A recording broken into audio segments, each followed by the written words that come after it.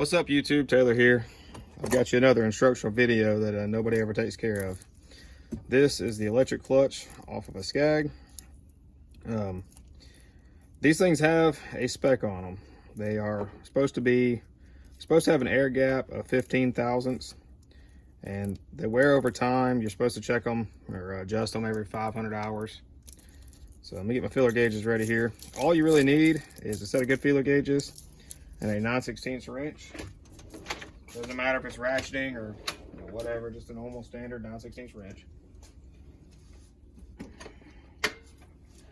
But to check these things, there are some slots.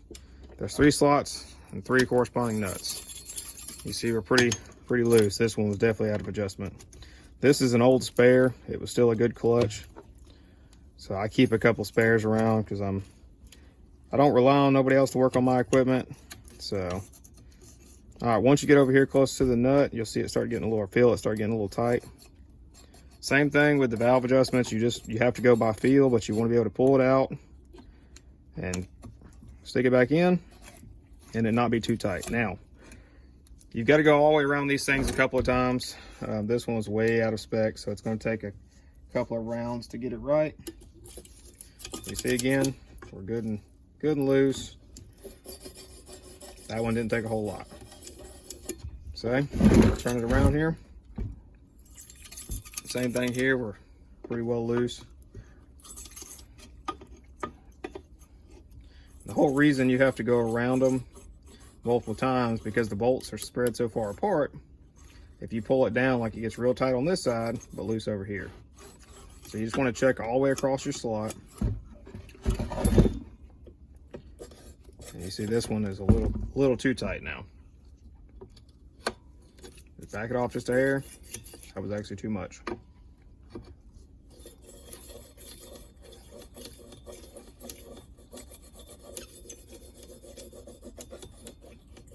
Okay. Go over to your last side. And you see we are so tight we can't even get the feeler gauge in there. So let's back it off some. Still a little snug.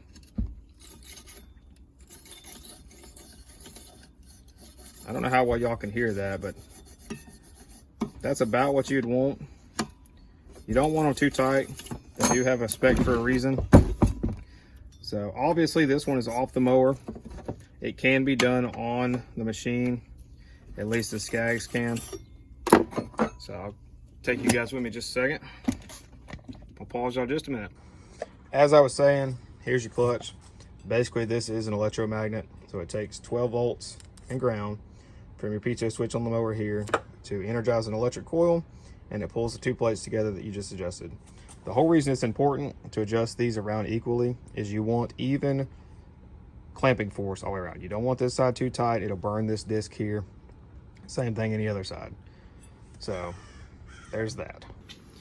Basically, the whole reason you want to adjust these things is to keep the air gap where it's supposed to be within spec is important for heat. So the more air gap you've got, the harder that clutch has got to try to pull to close that gap. So with that extra gap, it doesn't get the clamping force it's supposed to have, cause extra heat, extra wear on your electrical side of the clutch, causing premature clutch failures. Back when I used to install these things, they were $550, parts, labor installed. We always did the switch and the clutch at the same time. Typically speaking, when the clutch is starting to fail, the switch is close behind it. It puts extra load on the switch, as well as fuses, stuff like that. So these things, it's a maintenance item that y'all need to take care of. It's a 500-hour increment serviceable or service item.